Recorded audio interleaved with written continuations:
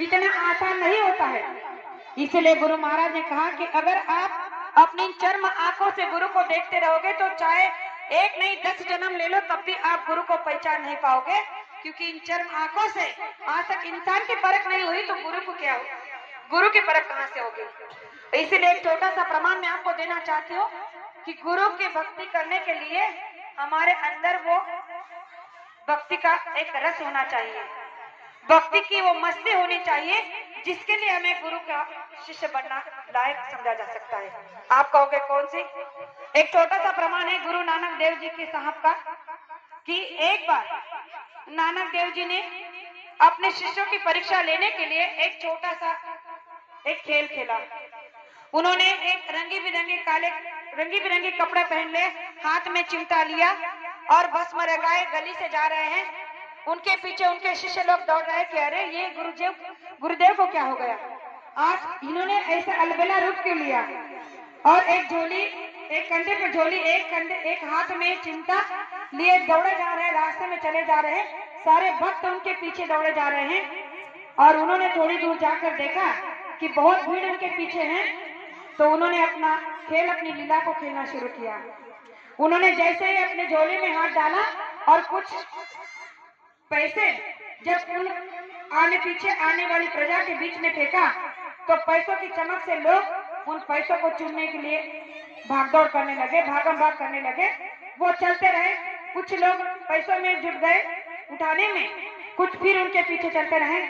थोड़ी देर आगे जाने के बाद फिर उन्होंने अपनी झोली में हाथ डाला, फिर कुछ सिक्के निकाले, मोहरे निकाले, फिर प्रेमियों के बीच में फेंके। इस तरह से उन्होंने हीरे जवाहरात पन्ने क्या क्या नहीं फेंके और लोग इन्हीं चकाचौंध में, इन्हीं नाशवान संपत्ति को उठाने में इतने जुट गए कि हम किसके पीछे दौड़ रहे थे, क्या करने के लिए दौड़ रहे थे ये भी भूल गए और कुछ ही चुने गुने लोग उनके पीछे रह गए। अब उन्होंने पीछे मुड़कर देखा तो उनके साथ में कुछ उनके कुत्ते थे, तो उन्होंने उनसे कहा कि जाओ इनको भोंको, इनको काटो। अब जैसे कुत्ते उन पर भौंकने लगे, काटने लगे, तो उनके डर से जो कुछ बचे कुचे थे वो भी भाग गए। अब सभी प्रेमी भाग जाने के बाद केवल 2 लोग उनके पीछे चल रहे थे। कुछ दूर और जाने के बाद उन्होंने पीछे मुड़ के देखा तो दो लोग उनके पीछे चल रहे थे। एक का नाम था बूढ़ा जी, बाबा बूढ़ा जी, और एक का नाम था लहाना। अब उन्होंने देखा और कहा कि अरे ये 2 मेरे पीछे लगे हैं, अब इन्हें भी छाटना चाहता हूँ। तो उन्होंने उसे चिमटे से उन दोनों को मारना शुरू कर दिया।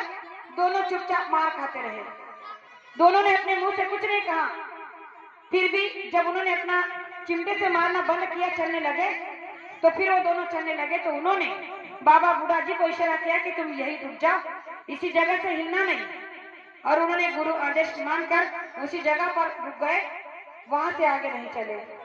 लेकिन एक शिष्य तो बड़ा जिद्दी था, वो उनके पीछे पीछे चलता रहा। उन्होंने पीछे मुड़कर देखा कि अरे ये फिर भी मेरे पीछे चल रहा है।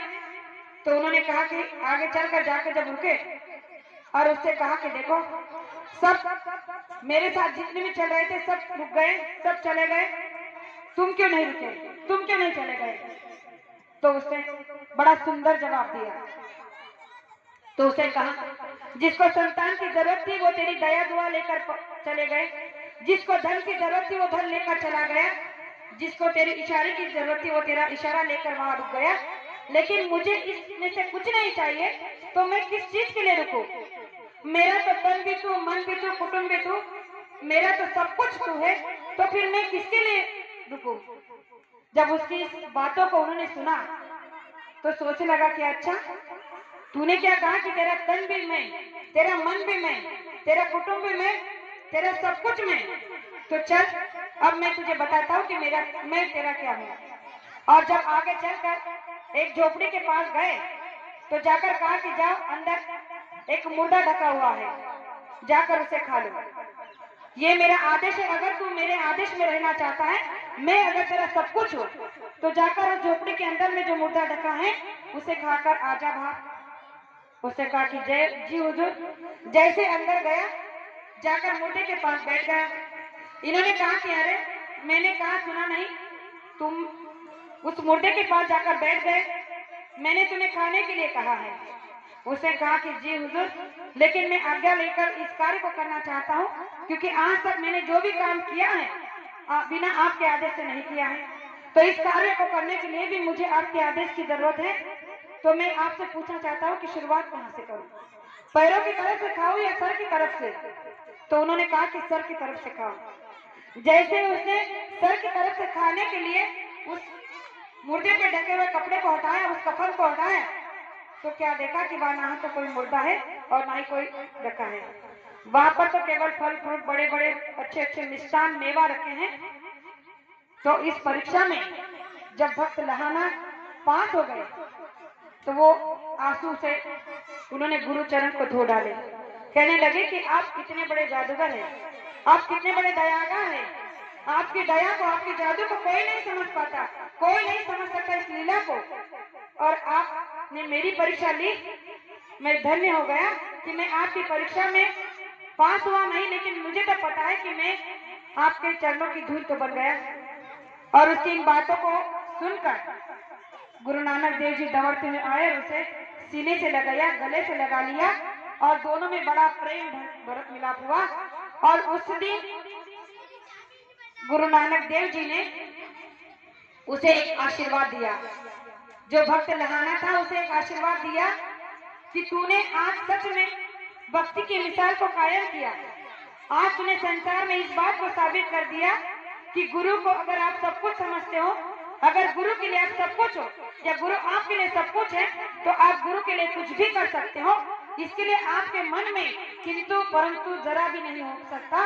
और इस बात का प्रमाण तूने मुझे दे दिया और आज से मैंने तुझे अंग लगाया, तो तेरा नाम भक्त लहाना नहीं, आज से गुरु अंगद देव जी होगा। संसार तुम्हें गुरु अंगद देव जी के नाम से जानेगा, क्योंकि आज मैंने तुझे अपने अंग लगाया है।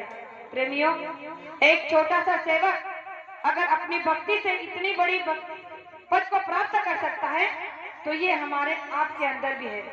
हमें भी ये मौका गुरु महाराज ने दिया है कि अगर आप भी जय गुरुदेव नाम को अपने इस रोम रोम में उतार कर गुरु के प्रति इस तरह से निष्ठा रखते हो, तो गुरु महाराज तो कब के कह चुके हैं कि अरे मुझे एक की जरूरत थी। गुरु महाराज ने क्या कहा कि मुझे 5 की जरूरत थी, मुझे एक नहीं मिला, तो ये बड़ी शर्म की बात है। गुरु महाराज को 5 चाहिए थे लेकिन एक नहीं मिला, तो हमको आपको आज से ये बात सोचनी है कि हम उन 5 में से कम एक तो बन सकते हैं। और इस एक को बनने के लिए न गुरु को हमारा धन चाहिए, न तन चाहिए, केवल हमारा मन चाहिए। अगर हम मन से उन्हें सच्चे दिल से चाहेंगे तो हम भी भक्त लहाना की तरह गुरु अंगद देव जी तो नहीं, लेकिन उनकी चरणों की धूल बन सकते हैं। प्रेमियों, आज संसार में हमें सब कुछ मिल सकता है, लेकिन गुरु का छत्र छाया नहीं मिल सकता। वो भी ऐसे गुरु की जिसने संसार में आकर केवल और केवल हमारे कर्मों को जलाने का वादा किया है, हमारे कर्मों को उठाने का वादा किया है। और आज तक हम इस बात को समझ ही नहीं पा रहे हैं। आज हम आप इधर उधर देखकर इसके उसके बहकावे में आकर अपने परम पिता परमात्मा से धोखा खा रहे हैं। गुरु महाराज ने कहा कि संसार में आपको हर